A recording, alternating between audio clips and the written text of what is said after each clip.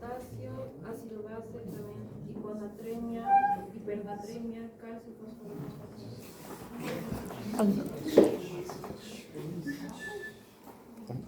Ya.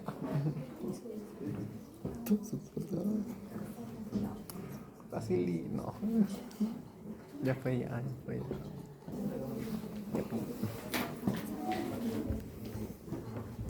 Bueno, el tipo de hiponatremia tenemos que definir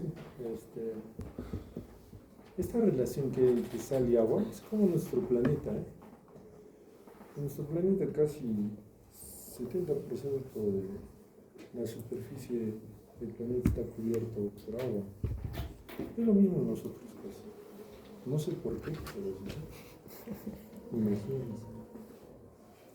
Y la relación de agua y sal siempre está prevalente. En el mar han visto que los que han ido, ¿alguien no ha ido de acá? Se burlan al mar. No, tú no, pero ahí se nota que tiktokeas en el mar.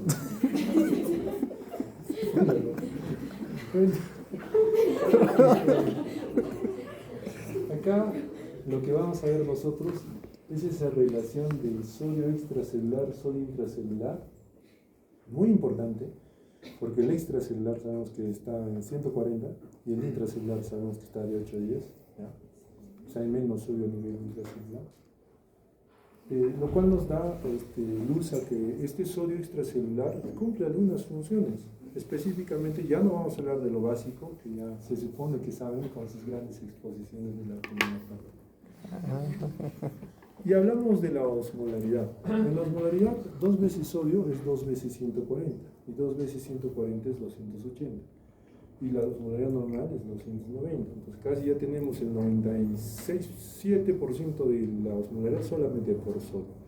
Entonces los trastornos del sodio son muy importantes, tomando en consideración que primeramente ya estamos viendo que tienen un valor muy importante para la hemodinamia sistémica, ¿no es cierto? Entonces, agua corporal total respecto al sodio, tenemos que ver cómo es, si hay un aumento intracelular o extracelular. El intracelular es un poco difícil de que ocurra, se altere. ¿Por qué? Porque es intracelular, tiene que pasar la membrana plasmática, ¿ok? Imagínense solamente un quemado. Cuando un paciente se quema, digamos, 70% de quemaduras, el paciente sufre una depresión marcada. ¿Por qué? Porque hay un daño, primero una pérdida, primero un daño de la piel, que es lo que nos mantiene, pues, finalmente con el agua corporal total, porque a partir de eso puede haber una evaporación extensa, terrible. Entonces, desde ese punto, que no haya piel, pues nos vamos a deshidratar. Segundo punto, que las quemaduras generan, pues, no solo un daño por evaporación, también generan un daño celular. La célula muere, se lisa, se daña. Entonces, también eso sí hay una pérdida de líquido intracelular también. Entonces, un paciente quemado, para que no se nos tome en consideración, prácticamente pierde por toda la agua. Y la rehidratación en el paciente también tiene que ser óptima. Entonces, nosotros tenemos que ver cómo es posible que nosotros podamos manejar lo que es este estado de sodio, por ejemplo. Disculpe. Si nosotros hablamos de agua libre, que tienen que también saber, agua libre dentro de la fluidoterapia es la dextrosa. ¿Por qué? Porque es agua libre de electrolitos, solamente tiene glucosa, ¿no es cierto? Entonces, para nosotros nos ayuda a decir, ¿queremos hidratar? Damos como fluidoterapia agua libre, ¿ya? El agua libre es el agua que también toman, ¿no? Agarran, toman agua, es agua libre, ¿ya? En cierto grado. Así le llamamos, para que se acuerden. Entonces, es muy relevante en hiponatremias agudas. ¿Por qué? Porque este agua libre puede aumentar. Es como un vaso. Tienes un vaso, le echas 2 cucharadas de sal, ¿no es cierto? ¿Ya? Y tiene un sabor, saladito. Pero todo esto lo vacías dentro de una jarra con agua, ya no se siente. Entonces estás vaciando dentro de agua libre. O sea, el agua libre lo que hace es diluye. pues más o menos tiene que ver por ahí. Así como para la hiponatremia, igual para la hipernatremia. El ADH también es muy importante. ¿Por qué? Porque más que todo tiene que ver con hiponatremias crónicas. Esta impide la eliminación renal de agua libre, ya también. O sea, ¿qué quiere decir? Que tener una alteración de la hormona, ¿qué es? Antidiurética. ¿Cuál es el efecto? ¿Te permite orinar o no te permite orinar? No permite. ¿Cuándo se activa? ¿Quién lo activa? El sistema de justicia. Cuando hay poca. Cuando corres, saltas, vas ahí al gimnasio, haces spinning. Cuando bajan los ¿Quieres monedas. agua? ¿Qué te da? La sed. Tú le ¿Cierto? das. Pues cuando tienes sed, dice, bueno, el cuerpo ha perdido agua, entonces dice, ¿sabes qué? Cerebro se activa, la sed activa y dice, amigo hormona, ya sabes que evita que ya pues nuestro riñón bote más porque he perdido por sudor, he perdido por cualquier cosa. Hasta en pacientes que tengan pérdidas masivas de agua, por diarrea, vómitos, etc., ¿no es cierto? Entonces, muy importante, el agua libre, hiponatremias agudas, la ADH, hiponatremias crónicas, la clasificación. Miren, fíjense, tenemos varias, Las más importantes son por volumen y por velocidad de instauración. La velocidad de instauración. Todo agudo es menos de 48 horas, así de fácil. Crónico más de 48 horas. En agudas, posoperatorias, ejercicio, éxtasis, polidipsia. Crónicas, que son las más frecuentes, observamos en pacientes, por ejemplo, la hiponatremia de la comunidad. Así como hay la neumonía en la comunidad, hay hiponatremia de la comunidad en ancianos. La mayoría de ancianos, el sodio se les va. Tenemos por la volemia, hipovolémicos, normovolémicos, hipervolémicos. Y para esto ustedes tienen que saber qué es hipervolemia, normovolemia y hipovolemia. Y es semiología pura. ¿Qué quiere decir? Un paciente hipervolémico, describe cómo es su síntoma. No soy chaleco. ¿Alguien? Muy bien, edema, es semiología pura. Aumenta el peso, no, bueno, si es de un día para otro puede ser. Está reteniendo. ¿Qué más?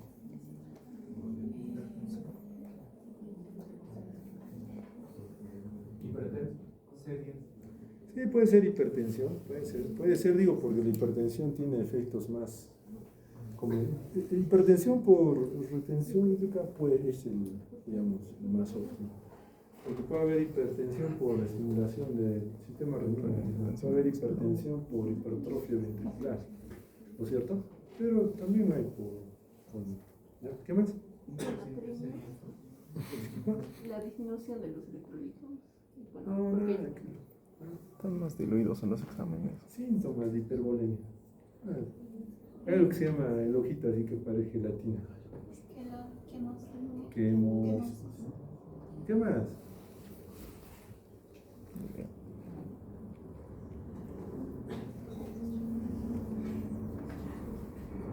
Ingurgitación yugular, ¿no es cierto? ¿Qué más? Asitis no tanto, por ahí, no tanto. A ver, asitis tiene que haber un grado de daño a nivel del sistema visceral. Bueno, edema pleural de testículos también puede ser. No tanto. Derrame es más algo. La policelositis ya es otro punto. Puede haber, cuando ya tengas ya mayor sobrecarga. O sea, pero no son las cosas muy específicas. Y un estado de hipovolemia. Hipertensión. Hipertensión también. No, hipotensión.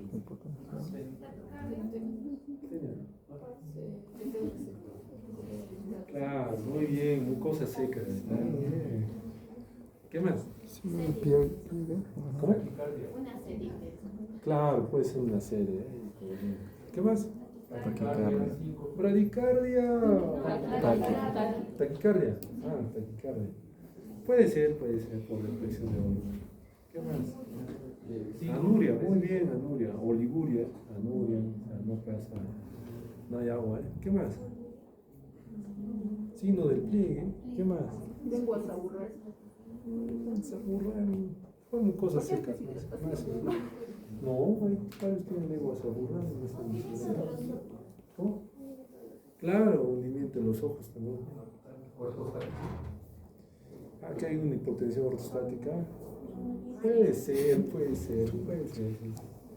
O sea, todo lo que se imaginan, pues, para que vean, puede aplicar ahí. La idea es que definan y detecten. Claro, no van a decir, mira, tiene ojos, son todo desnutrido, está hipovolémico. No, pues, tienen que reunir síntomas para formar algo un poco más complejo. Si ustedes reúnen síntomas, tienen mayor eficacia en su diagnóstico, en su presunción. De eso depende, ¿ya? Entonces, si tenemos una hiponatremia hipovolémica, entonces tú vas a ver, mira, sodio bajo y sí, pues, mira, sí está prácticamente pues sin nada de agua. Y si tienen pacientes hipovolémicos, típico de pacientes con nefrótico, que están así hinchados y ves si el sodio está bajo. Es muy importante entonces que dentro de un estado de hiponatremia, siempre esto va a aparecer, el edema cerebral. No solo en hiponatremia, también en hipernatremia. Entonces, nosotros tenemos que sacar algo muy importante. Es muy frecuente, pero ¿dónde? Donde ustedes van a trabajar, donde hacen iatrogenia. Donde no saben por qué ponen, pero ponen en el hospital. O sea, si ustedes creen como futuros cirujanos que después de realizar operaciones dejar a un paciente con 30 gotas de cloruro de sodio es bonito, no es bonito, estás generando, dependiendo de un fenómeno de sobrecarga de volumen.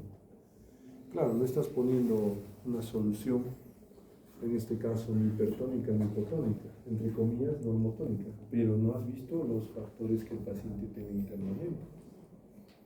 Puede que generes un grado de hiponatremia si el paciente tiene oliguria y empieces a generar mayor sobrecarga de volumen. ¿No es cierto? Por otros mecanismos también puede haber hiponatremia, por ejemplo. Porque en ginecología se nos están dando sus medicamentos que sirven para evitar. Ustedes no me echan ginecología. Difícil que les sirve, que ni me van a entender. No entienden ni lo que están haciendo en semestre y no van a entender el semestre superior. Tiene razón. ¿Cierto? ¿Ya? Me sentiría ofendido si no fuera verdad. Es para evitar ya, para hacer que el útero vuelva a oxitocina. La oxitocina genera estados de hiponatremia. Eso normalmente nosotros o los ginecólogos aplican. ¿Para qué? Para que el útero, pues, después de haber ya evacuado, de haber ya salido, el útero pues, no puede quedar distendido, tiene que volver a su tamaño. Y eso evita sangrar. Un paciente que está en sala de operaciones, normalmente pues hay movimiento de presiones y hay movimiento de fluidoterapia. Más agua, menos agua, más sangre, menos sangre, más medicamento, menos medicamento. Todo eso puede generar. Entonces el hospitalario es un medio, digamos, para tener esta patología. Ahora también asociada a elevada morbimortalidad. Muy simple. En pacientes enfermos renales crónicos en hemodiálisis, vemos sodio menos de 130, se va a morir este año. Así es que la morbimortalidad está asociada. Es decir, el pronóstico es malo. Infradiagnosticada. ¿Por qué? Porque, como les digo, al haber este manejo de mala fluidoterapia, probablemente 95 o 99% de ustedes va a hacer, no se les va a ocurrir. Simplemente van a manejar y después por ahí, oh Dios, hay que hacerle un AGA, le hacen y sodio bajo. Y ahí uno tiene que explicarse qué pasó. Pueden ser condicionamientos propios de que el paciente ya tenía disposición a hacer, pero la fluidoterapia puede exacerbar este proceso, ¿ya? Entonces, muy frecuente en hospitalario. Elevada morbimortalidad, si es muy continuo el proceso, infradiagnosticada, porque en muchos pacientes se observa y se ve, pero no se llega a definir con laboratorio. Entonces, este es lo más frecuente que se ven alteraciones hidroelectrolíticas, porque ya vimos dónde estaba, en el extracelular, en mayor proporción. Y el extracelular tiene que ver mucho con la hemodinamia. ¿Y qué paciente cuando no está, o digo, cuando está gravemente enfermo, no altera su estado hemodinámico? Casi la mayoría. En UCI, todos están alterados hemodinámico. Y en ahí, lógicamente, que hay más hiponatremia. Entonces, es variable según el contexto y las cifras. Por ejemplo, miren, a nivel hospitalario, más porcentaje de pacientes. A nivel de la comunidad, menos porcentaje. Claro, o sea, ya les dije que en la comunidad se ven los ancianos, pero vean pues la proporción. O sea, en un hospital no se ni la 100.000ª parte de la población, o sea, hablando, digamos, en porcentajes, ¿sí? Pero es donde mayormente se presenta el proceso de hiponatremia, ¿no? Donde hay más hiponatremia. Y hablando de ancianos, pues la proporción es mayor, ¿eh? Y claro, es más baja en el sentido de que pueden haber personas, ancianos, no es broma, hay ancianos que viven con 115 de sol y están caminando por ahí. Con 115 ustedes se mueren, porque ustedes se mueren, no pasa. O por acá tal vez haya alguien que tenga 110, ¿eh? Pero es que están así a la mitad. Parece en el examen están nerviosos, con su casaca gruesa las chicas, ¿eh? Porque nunca había visto tanto así. Antes sí veía 1 o 2, pero ahora he visto como 15 chicas con casaca gruesa. El frío. Ah. Es invierno. ¿Ya? Miren acá. La mayor proporción evidenciada, por ejemplo, en este grupo poblacional de hospitalizados, se evidenciaba en un 35%. ¿Qué color es? Encía, ¿no es cierto? Otros en hipovolemias, con hipervolemia, polidipsia primaria. Hay variedad de patologías que nos van a generar. Siempre ustedes tienen que tomar en consideración que un hiponatremia, como decía una regla positiva, siempre va a ir con síntomas neurológicos. Un hipernatremia siempre va a ir con síntomas neurológicos. Así es que cuando ustedes vean un paciente con trastorno del sensorio, de hecho, lo primero en la parte renal tiene que ser el sol. No hay otra. Y es más, todo paciente crítico que viene así, de frente se le saca.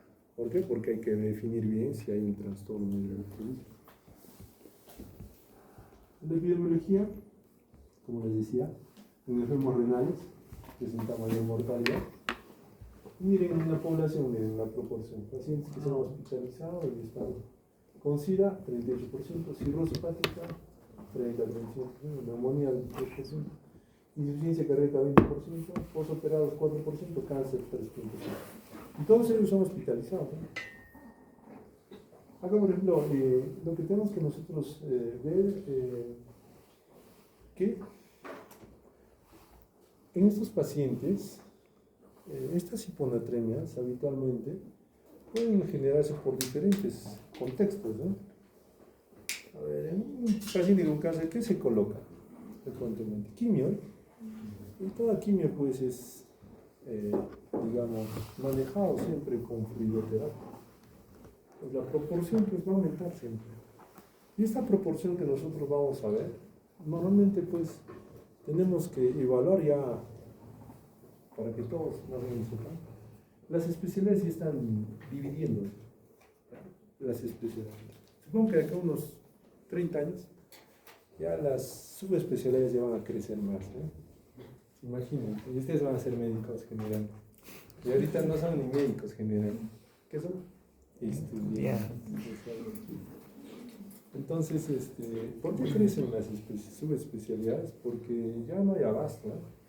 Cada especialidad tiene diferentes complicaciones, o sea, ahora la proporción de pacientes con cáncer es bárbaro. Antes pues se detectaba 3, 4, 5, 10, 15, 20, Ahora hay miles de pacientes que tienen cáncer. Y eso obliga pues a que usemos más medicación. Y cuando usamos más medicación, tenemos que tomar en consideración que estos medicamentos tienen efectos a nivel sistémico, no solo como nefrotóxicos y hepatotóxicos. Además, un ejemplo podría ser la amicacina. La amicacina tiene un efecto citotóxico, o sea, va al riñón y mata a la célula tubular, así directo. O sea, ya es específico. Específico es el daño que genera la amicacina. ¿Se dan cuenta? Entonces, las quimioterapias, en cierto grado, generan pues, este proceso. En esta población se da mayor prevalencia por los condicionamientos que ofrece la clínica. Esto siempre entra, tal vez este semestre no, quién sabe, pero fíjense, miren, lo más importante, sodio severo, menos de 120. ¿Qué cosas, miren? Fíjense, síntomas neurológicos, cefalea, dolor de cabeza, lo que tiene su compañero, está agarrando, puede estar cursando con una terminación. Pero 120 difícil, ¿eh? ¿Por qué? Porque fíjense, pues acá también, miren, cefalea. Acá, cefalea. ¿No es cierto? O sea, ya estamos ya definiendo que la cefalea es parte de este problema. Bueno, no solo la cefalea, letargia, convulsiones, herniación, paro y muerte, digamos que son cosas muy serias, ¿no es cierto? Entonces, tener un paciente con 120 no es buena idea. ¿Por qué? Porque se llama hiponatremia severa. Y mientras más agudo es el cuadro, lógico que los síntomas van a ser más exacerbados. En la leve, de 120 a 130, ¿qué cada? Síntomas vagotónicos, náuseas, vómitos, debilidad, o sea, son síntomas que ya se observan en el paciente, arrastran. Es como el típico paciente que se ha intoxicado con algo al consumir, ¿eh? Pero en este caso pues no hay antecedentes. ¿Hay consumido? No, nada. Imagínense que hay cuadros así.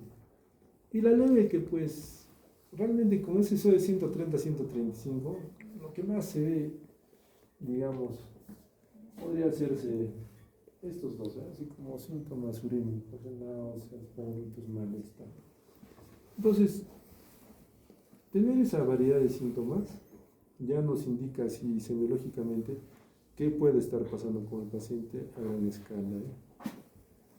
Ahora, otros síntomas sutiles, creo que con esto todos son lentitud, ¿no es cierto? O inestabilidad, hay pacientes que andan así inestables.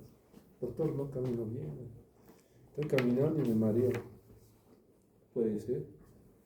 Tendencia a caídas, ya ven, caídas, pacientes que vienen con sus chuzos, todo por todas las piernas, frecuentemente se caen, caminan, se caen. Y algunos pacientes que tienen osteoporosis, ¿sí? Si alguien me responde por qué en la osteoporosis, lo apruebo. ¿Sabes en dónde está eso? En fisiología del sodio. Lo que han En fisiología del sodio hay una relación muy estrecha entre hueso y sodio. Interesante es el cuadro, créanme. O sea, hay situaciones en las cuales ustedes ni lo piensan. Tal vez, eso sí, tal vez entre en el examen. No. Esperanza ustedes. Ojalá. Pero lo bueno es que ya saben que la mayoría está mal, ¿no es cierto? Sí. No es porque yo lo quiera, es porque no han expuesto ni han estudiado, ¿no? ¿Es mi responsabilidad delegada? ¿No? Sí, mira, no sabe la verdad. Pero tú ya sabes ya que tienes que estudiar más. Tu nota es entre 3. Primer examen más segundo examen entre 3 de la delegada, siempre. Entre 3. Es que estudia bien. Acá.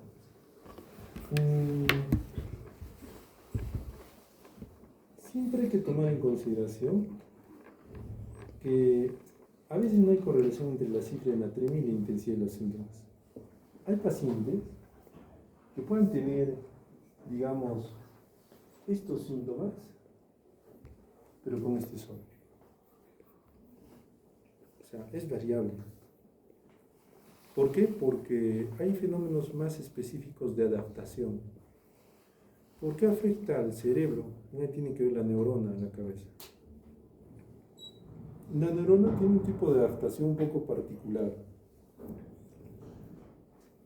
Así como la neurona es una célula del cuerpo, pues tiene intra y extracelular. Y esta neurona, mientras maneje bien los osmoles, tiene más capacidad de adaptarse a alteraciones del sodio. Si hablamos del sodio, hablamos de osmolaridad. Si hablamos de capacidad de osmolar de la neurona, de adaptarse, hablamos justamente de sodio. ¿Entiendes? Entonces no siempre corresponde, ¿no? Por lo cual hay pacientes que a veces con un hiponatremia leve pueden estar entrando a un paro respiratorio. ¿Por qué? Porque también depende de la velocidad, ¿me entiendes? O sea, de la intensidad. De pronto tú estás con 140, algún samaritano dice, bueno, va a salir de hacer la operación. Imagínense que te toca uno de tus compañeros, se han operado, una rinoplastia. Tu compañera que le está viendo, mi compañero, le pasaré dextrosa, 2 litros, agua libre, ¡fam! Su sodio, en menos de 1 hora, 120. El paciente en coma. ¿Qué ocurre? He visto bolivianos. Ocurre, no es broma. No digo que sean todos malos, pero hay algunos que tienen un mal criterio. Si he visto el potasio, hay que reponer potasio, saca todas esas. Paciente. Entonces, hablar de electrolitos tiene que ser un poco serio. Acuérdense pues de, ¿cómo se llama? Tecnofarma, ¿qué era? Tecnología. No, vendido los sueros mortales. ¿Quién es? ¿Qué empresa? Sí, 3 meses, 4 meses. No, el anterior. Ni noticiero. El anterior se llama. Hay una empresa, que me indicaron un punto para. Ves noticia. El resto ni noticia de solo net, me recordé a un punto. No es por ahora, ya varias veces respondí.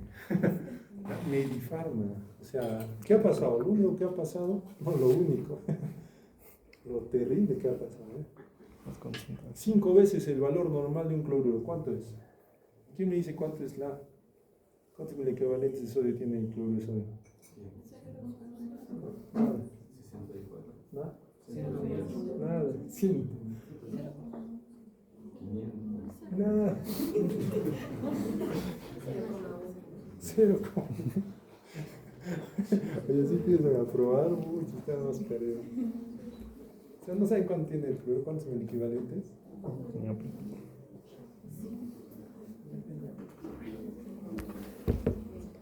Los que tienen un iPhone, sí, reloj, ¿no es cierto? Ni la guía les ayuda. Bueno, 5 veces el valor normal. 5 veces el valor normal es solución hipertónica. Es como dar cloruro de sodio. Si ustedes se dan cuenta, dice 0.9% o 9 por 1000. ¿Cuántos gramos hay?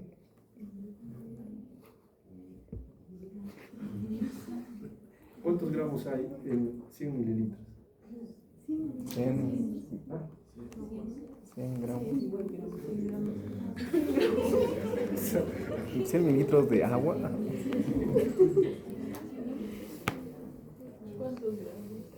Oye, sí es fácil. ¿De agua o de qué? 100, ajá, es lo mismo. Si es agua es lo mismo. ¿Cómo? ¿Cuántos gramos de sodio hay en 100 mililitros de cloruro de sodio? Ya, ¿Hay 100? ya. Es la respuesta. 900, ¿cuánto es lo normal de cloruro? También quiero hacer un estudio, tengo muchos candidatos para estudio. Vamos a medirles el sodio a todos. 100 mililitros. Por ahí el 70% tiene hiponatremia. 0,9% o 0,9 gramos. Tienes que saber responder. Casi te ganas, casi. Al final 0,9%. 150 gramos. 150. No, Bueno, para que me entiendan, Es que no. una solución hipertónica tiene 513 Ujú. miliequivalentes. 513. Es terrible. ¿Por qué? Porque una solución hipertónica al 3%, cloruro de sodio al 3%. Y hablamos del suero fisiológico, cloruro de sodio al 0.9%. Debe haber una diferencia bien grande. Que algún día lo averiguarán. Estamos abriendo ya matrículas para el siguiente semestre. Bueno. Pueden apuntarse en la clase, hay una lista. Aquellos que son honestos al siguiente semestre se les va a considerar. Semio 3. No es broma, aquellos que son honestos. Sí, los aprobados, anoté en la lista. Siguiente semestre aprobado. A ver, ¿algún valiente? Que siguen confiando en ustedes. No. Es lo peor confiar en ustedes. ¿Qué pasa? Está jalada, ¿qué? El está jalada. No está jalada. Acá también. Todavía tienes una oportunidad. Segundo examen. No está jalada. Sí, tienes cara de que quieres aprobar. Querer y poder es distinto. ¿Alguien más que quiera probar? Échame mucho. Fíjense que esta hiponatremia, finalmente, lo que han expuesto en... No. Cuando nosotros tenemos ya, una célula, ya, es lógico que tenemos hiponatremia. ¿Qué nos va a generar? Hiposmolaridad, hiperosmolaridad. Hiposmolaridad. Entonces, la célula como su microambiente, digamos, externo es hiposmolar, lógico que va a decir, bueno, Dios mío, afuera hay menos osmolaridad que acá adentro. Va a botar. ¿Está bien? O sea, ¿qué va a pasar? ¿Ah? Bien. No solo eres tiktokera, lo que va a pasar es que la zona hiperosmolar va a decir, tengo que equilibrar. Afuera hay menos sólidos, dentro de mí hay más sólidos. O sea, afuera abunda el agua. Es lo que dice, bueno, agüita pasa así. La célula desintegra. No, de rechoncha dice, creo que ya la osmolaridad es externa, ya se ha equilibrado conmigo. Pero justamente ese fenómeno se trasloca en cristiano médico, se trasloca en edema. O sea, cuando esta célula se hincha, aumenta el espacio. No solamente por si acaso se llenan las células, también el intersticial se llena de agua. ¿Ya? La célula intersticial. A eso se llama edema. Ya saben por qué hay síntomas neurológicos. Hipertensión. ¿No es cierto? ¿Por qué? Porque en cualquier parte del cuerpo se te hincha el vaso, ¿qué pasa? Se hincha, no, pues. Nada lo contiene. ¿Es cierto? Se te hincha el riñón, Hipertensión. hay espacio, ¿eh? Sí. Pero acá, pues, fíjate, Sí. ¿Cuál es la triada de eso? Bradicardia. hay hueso. O sea, el cerebro no sabe a dónde más expandirse. Triada de Es lógico que va a tener complicaciones. Va a haber hipertensión, compresión. bradicardia del y órgano. alteraciones respiratorias. Por eso viene la cefalea como síntoma. Pero ustedes tienen que tomar en cuenta que tener este cerebro así, llegar a este nivel, en horas, es muerte. Porque lo que hacen es comprimen, ¿qué cosa? Hacia abajo, la médula, oblón. ¿Saben qué es oblón, no? ¿Saben de virtual anatomía o Sí, presencial? presencial. ¿Sí, seguro? Claro, muy bien. ¿Ya? Entonces, ese es el fenómeno. Crece arriba, comprime abajo. Peligroso. Acá lo que tenemos que nosotros definir es que hay neuronas. ¿Ya? Y las neuronas se incrementan de volumen. Y al tener ese efecto, como les digo, no haber una adaptación osmolar, prácticamente ese fenómeno puede ser brusco. ¿Qué quiere decir? Si tengo una hiponatremia rápida, de interacción rápida, no le va a dar a la célula mecanismos de adaptación. ¿Para qué? para que pueda, entre comillas, hincharse, o sea, dilatarse más lentamente. Prácticamente se dilata. Entonces, ¿por qué ocurre eso? Porque la osmolaridad es muy importante para mantener lo que es la parte del medio interno. La osmolaridad juega un fenómeno de paso de agua veloz. Solamente por el mecanismo físico de concentración de sólidos. O pones una cuchara de un vaso, una cuchara de sal. Acá pones un vaso con 30 cucharas de sal. Metan la mano, ¿no es cierto? En este fenómeno, probablemente el que sea más hipertónico, ¿cómo va a salir tu manito?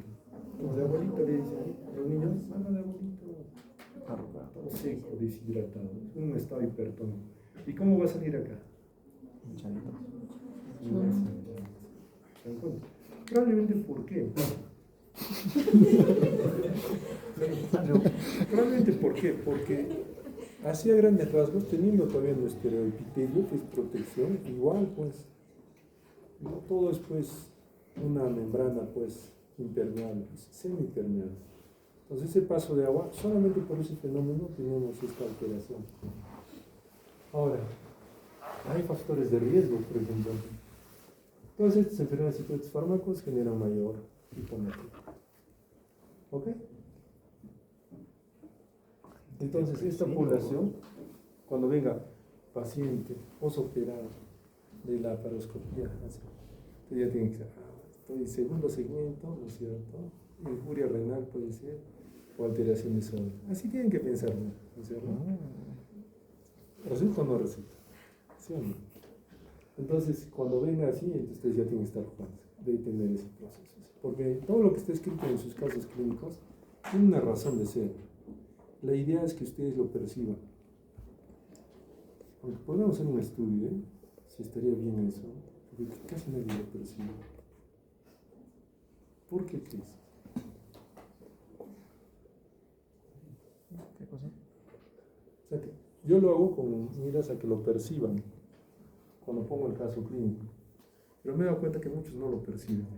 ¿Por qué?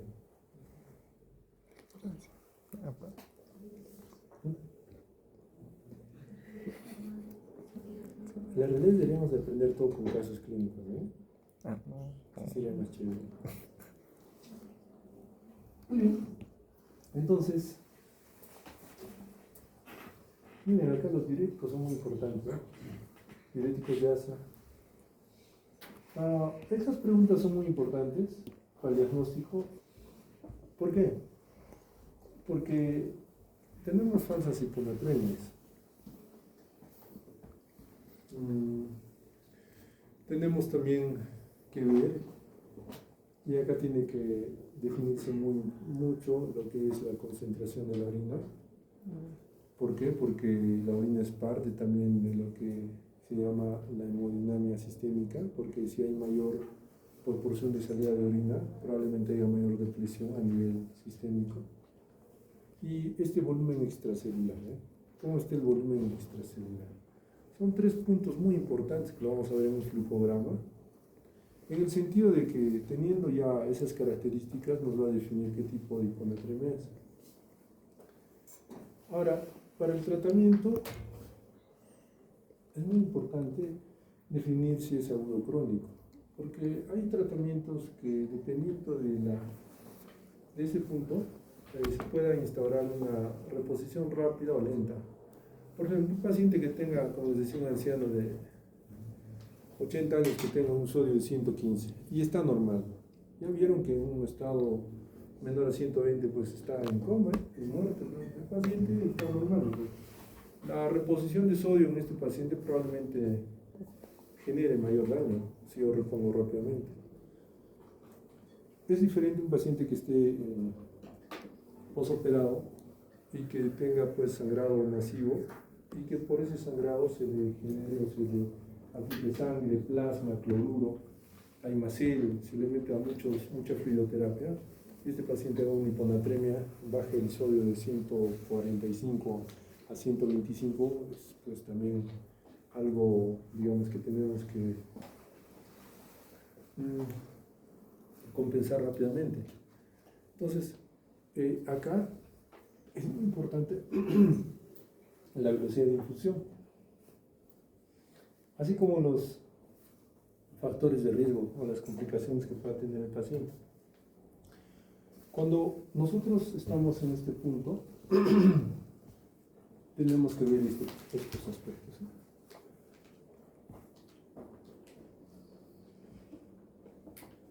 Por ejemplo, primera pregunta, ¿la hiponatremia es real? ¿En qué sentido? Por ejemplo, ¿saben que la osmolaridad es dependiente de qué? ¿De quién es más? De la glucosa y de la urea. Imagínense que nuestro paciente prácticamente esté con una osmolaridad elevada o normal. Imagínense un diabético que tenga 700 de glucosa. Esos 700 de glucosa frente a ¿cuánto es la glucosa normal? 70, 110.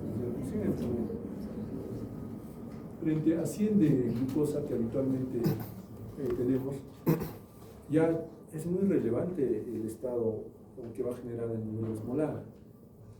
¿Por qué? Porque normalmente dividimos glucosa entre 18, y esa glucosa debe estar en ¿qué unidades?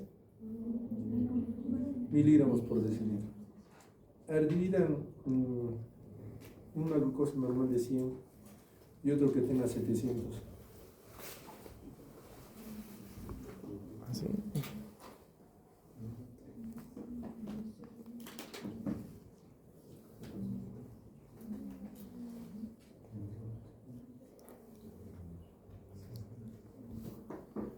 Tengo otras diapositivas para eso, para enseñar. Pero bueno, más didáctico, de iniciante. Con grafiquito. Bonito. ¿Es cierto? ¿Cuánto sale? De 700. Sí, entre 18 ¿no? 5.5. Y 700. 38.8. Entonces fíjense, de 5 a 38, ¿cuánto diferencia? 33. Ah, bueno, sí, 33, ¿qué cosa? Miliosmoles. No, osmolaridad. Entonces, si decimos que lo normal, así como un sólido normal y una urea normal es de 100, 290, más 33, ¿cuánto sería? 323. ¿Cuánto sería? 323. O sea, parece un estado hiperosmolar, ¿no es cierto? Entonces sí toma relevancia la glucosa, ¿no? Ahora, la urea ¿entre cuánto se divide? ¿O el boom? La urea, 2 puntos. ¿Y el boom? Ya. La urea. Tenemos una urea de 300. La urea normal es menos de 100. Una urea de 40 y una urea de 300.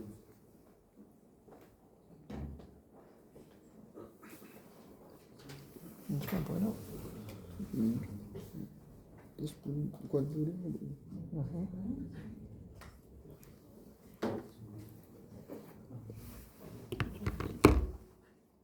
$2.8. Y no,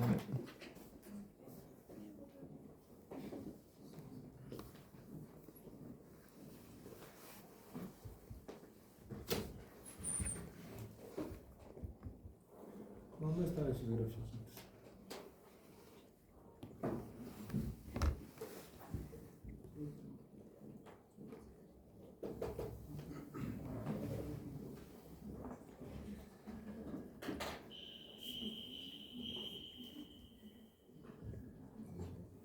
¿Cuánto sale? 16 el de 40 y 120 el de 300. ¿120?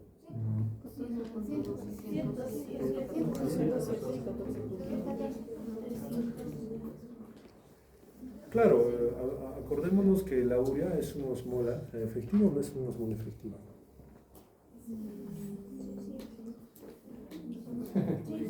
Como en su exposición se llama. vamos a alcanzar a ver el pronóstico. ¿Es un osmol efectivo o es un osmol no efectivo?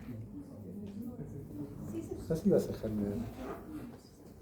¿Cómo? Te estabas acá arriba. Estás bajado. ¿Quieres estar con los mortales? No, está bien. Los mortales mueren en el camino. ¿Qué hemos dicho de la urea? ¿Difunde o no difunde a través de la célula? No. O sea, el osmol efectivo es el que difunde la urea. La urea. Es no efectivo. ¿Por qué es no efectivo? Porque difunde. Ya sé, No, ¿por qué difunde? ¿Por qué difunde? Eso. Dime. Eso vino en el examen. La urea es un osmol no activo porque, ¿Ya? No efectivo para los demás. ¿Qué va? porque su movimiento a través de la membrana no depende del flujo de agua. Entonces se desplaza libremente. Para que sea una sustancia osmóticamente activa, tendría que desplazar agua a través del espacio. Claro, por eso llamamos moles efectivos. Es muy efectivo. Entonces, cuando ustedes ven la urea, wow, Dios mío, doctor, sí, está modificando casi 100, creo que han dicho, ¿no es cierto? No es un osmol efectivo. Tiene transportadores a nivel celular, o sea, difunde rápidamente. Y como difunde rápidamente, pues no tiene efecto en agua, a diferencia de la glucosa. Porque los transportadores de glucosa son más complejos en la membrana. Es Bluetooth. Depende de quién. ¿Quién es la llave para la glucosa? ¿Para que entre a la célula? La insulina. ¿Seguro? ¿Solo insulina?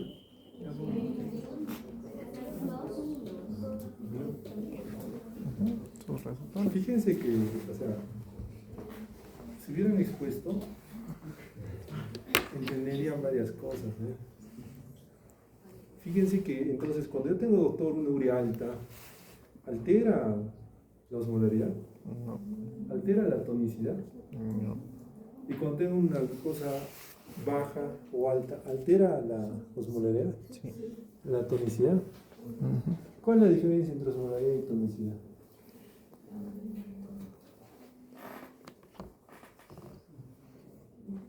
A ver, maestro, como que quieres aprobar. Ya tenemos dos que quieren aprobar. La osmolaridad depende de los productos osmóticamente activos. En cambio, la tonicidad del volumen, o sea, del líquido. ¿Estás seguro? ¿Estás seguro? O sea, si dices que la osmolaridad depende de los sólidos osmóticamente activos, entonces, la urea, ¿qué hace en la osmolaridad? No influye significativamente. En la tonicidad. En la osmolaridad, sí. ¿Te estás confundiendo? Es que en la tonicidad importan los que son osmóticamente activos, son los que dan toma, por eso la tonicidad solamente está enmarcada por el sodio y glucosa. ¿Me entienden? Son los moles activos, entonces la tonicidad depende mucho de sodio y de glucosa. ¿Ok? En la tonicidad, más no en la osmolaridad. En la osmolaridad la urea es importante, pero no en la tonicidad. Entonces, una vez que han entendido algo de lo que debieron exponer, tenemos que ponernos a pensar nosotros esta palabra que dice osmolaridad normal o elevada, osmolaridad disminuida. Es lógico que si el sodio baja, va a haber osmolaridad disminuida. ¿No es cierto? Entonces, esta osmolaridad disminuida es lo que debería ocurrir. En conclusión, una hiponatremia hiposmolar vendría a ser una hiponatremia la más frecuente. Debería ser. Porque va acorde a lo que razonamos. Si baja el sodio, baja la osmolaridad. Entonces, lógico que tenga hiponatremia, tiene que haber hiposmolaridad. ¿No es cierto? Pero acá se complica un poco más el panorama. ¿Por qué? Porque nosotros tenemos que determinar lo que es el volumen extracelular. Y como ya les dije, el volumen extracelular lo determinamos por el estado de volemia. Entonces podemos tener una hiponatremia hiposmolar hipovolémica, hiponatremia hiposmolar normovolémica, hiponatremia hiposmolar hipervolémica. ¿Ya? Solamente le estoy así agarrando en grandes rasgos para que entre en su chip, porque después vamos a hablar de cada una de ellas, ¿no es cierto? Ahora, si tuviéramos una hiponatremia hiperosmolar, ¿va acorde a lo que debería ser una hiponatremia? No, algo está pasando. Es lógico que en esta hiponatremia probablemente el sodio esté bajo, pero no porque esté bajo, sino a expensas de que alguien esté elevado. Acá podemos ver la hiperglucemia. Elevado te da una falsa idea de que el sodio está bajo. ¿Ya? Hiperlipidemia, hiperproteinemia, también llamado pseudohiponatremias. O sea, tenemos nosotros que definir bien que en nuestro plasma, en nuestra sangre, tener esos elementos, el uso del mannitol por resección visceral, todo eso nos va a generar una osmolaridad normal o elevada, como una hiponatremia, con un sodio bajo. Entonces, ahí viene la gran pregunta, ¿eh? ¿Qué específicamente genera una diabetes mellitus? ¿Cuál es el mecanismo que hace que tengamos un estado de hiponatremia? Y es muy simple, porque todo paciente hiperglicémico, ¿qué es lo primero que pide? Agua. La hiperglicemia, poliuria, eso. Pero lo primero que pide es agua. Solamente, ¿por qué pide agua? Es como cuando tienes sed. ¿Qué has pedido cuando tienes sed? Agua. ¿Y qué genera un estado de hiperglicemia? Cuando pierdes, cuando haces actividad física, pierdes agua. Tienes mayor osmolaridad. Pero en un paciente diabético, ¿qué pasa? Hay mucha glucosa y genera osmolaridad alta. Son diferentes mecanismos, pero con un mismo fin, el cual, el diluir el agua, ¿no es cierto? Entonces, cuando nosotros definamos bien eso, recién vamos a poder indicar cuáles son los aspectos más importantes. Por ejemplo, hay un punto acá, osmolaridad urinaria. Acá, la osmolaridad urinaria tiene que ser mayor a lo que es la osmolaridad plasmática. Acá, la osmolaridad urinaria tiene que ser menor que la osmolaridad plasmática. ¿Por qué es importante hablar de osmolaridad urinaria? Como ya les dije, cuando nosotros tenemos un grado de sodio a nivel plasmático y, digamos, tengamos el influjo de orinar más a expensas de eliminar líquido, siempre va a haber esa relación de arrastre de sodio. ¿Ya? Entonces, cuando nosotros específicamente veamos las osmolaridades, por el caso, antes de avanzar, ¿cuál es la diferencia entre osmolaridad urinaria y plasmática? Fuera del valor. ¿Cómo se saca la osmolaridad urinaria? Tienen que entender eso. Sodio más potasio por 2 sobre urea en orina entre 5.6. A ver. Sodio más potasio por 2. Mucho. Es lo mismo. La osmolaridad plasmática, la osmolaridad urinaria es lo mismo. Igualito de la fórmula. La gran diferencia es que la urea en plasma va a ser pues menos, ¿no es cierto? Y lógicamente que la glucosa en orina es 0, ¿no es cierto? Por eso no se considera la glucosa en la plasma urinaria, más 100 en la osmolaridad plasmática. Y la urea no se considera tanto en la osmolaridad plasmática porque su valor es ínfimo, a diferencia de la osmolaridad urinaria, porque en ahí sí su valor toma relevancia, es bien alto. O sea, es la misma fórmula. Por eso cuando te dicen, bueno, es la misma fórmula que la agua, pero diferentes osmolaridades, ¿no es cierto? Entonces, cuando ustedes quieran sacar esta diferencia, a ver, ¿cuál es la osmolaridad plasma? Mira, acá en resumen no me pongo. 2 sodio más potasio, que sea mayor al sodio del potasio. ¿Qué quiere decir esto? ¿Qué pasó?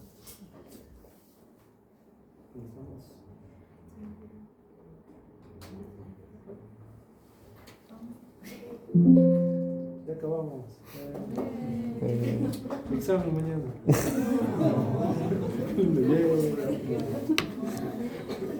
Sí, claro.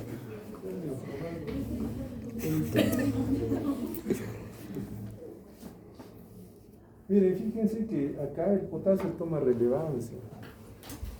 ¿Por qué? Porque el potasio debería estar dentro de lo que es la osmolaridad plasmática, pero su valor es pequeño. En orina, el potasio sí toma relevancia. Entonces, lo que su amiga decía, 2 veces sodio más potasio, bien, porque es así la fórmula. 2 veces sodio más potasio más glucosa entre 18 más urea entre 5.6. O sea, la fórmula es la misma, sino que en sangre el potasio no es relevante. En orina el potasio es relevante. En sangre la glucosa es relevante, más no la urea. Pues en orina la glucosa no es relevante, más sí la urea. ¿Se dan cuenta? Entonces, esa es la única. Por eso es la osmolaridad aumenta más a nivel urinario. ¿Cuánto es la osmolaridad urinaria? 350 ¿Por qué es alta? Porque justamente la concentración de solutos es mayor, a diferencia en el plasmático. Me quedamos, chicos. Por favor, repasen eso para. ¿Cuánto es la de urinaria? 350, 500, 500.